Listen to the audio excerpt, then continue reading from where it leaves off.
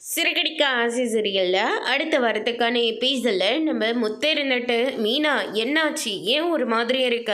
ஆமாம், நீ வரும்போது வண்டி சத்தமே கேட்கவே இல்லையே, முகலாம் வேற வாடி இருக்கு, இவ்வளோ நேரம் ஆச்சா அப்படியே சொல்லிட்டு கேட்கவும், வண்டி திருடு போயிடுச்சுங்க, வண்டியை நான் தொலைச்சிட்டேன், போலீஸ் ஸ்டேஷனில் கம்ப்ளைண்ட் கொடுத்துருக்கேன் அப்படின்ற மாதிரி சொல்கிறாங்க.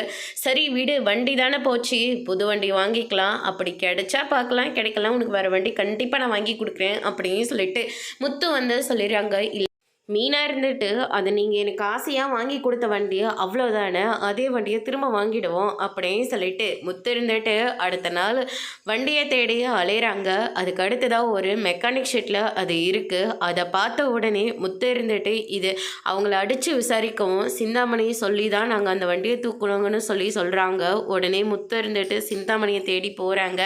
சிந்தாமணிக்கிட்ட மிரட்டல சிந்தாமணி ரோகிணி சொல்லி தான் நான் எல்லா வேலையும் செஞ்சேன், அவங்க சொல்லி தான் மீனாவோட அம்மாவோட கடையும் நான் எடுத்தேன், அதே மாதிரி மீனாவோட வண்டியும் அதனால தான் எடுத்தேன், மற்றபடி வேறு ஒன்றும் கிடையாது, எங்களுக்குள்ள தொழில் போட்டி இருந்துச்சு, ஆனால் இந்த அளவுக்கு கொண்டு போனது ரோகிணி தான் அப்படின்ற மாதிரி சொல்கிறாங்க. ஓ, இதுக்கு எல்லாத்துக்கும் காரணம் பார்லர் அம்மா தானா அப்படின்னு சொல்லிட்டு முத்து இருந்துட்டு இதோட லாஸ்ட்டாக இருக்கணும், இனிமேல் மீனாவோட அம்மா பக்கமும் மீனாவோட பக்கமும் நீங்கள் வரவே கூடாது, நேர்மையாக உழைச்சா கண்டிப்பாக எல்லாமே உங்களுக்கும் சேரும் அப்படின்னு சொல்லிட்டு முத்து இருந்துட்டு சிந்தாமணிக்கு அட்வைஸ் பண்ணிவிட்டு அங்கேருந்து நேராக ஷோரூமுக்கு போகிறாங்க. ரோகிணி முத்துவை பார்த்தோன்னா பயங்கரமாக ஷாக் ஆகுறாங்க.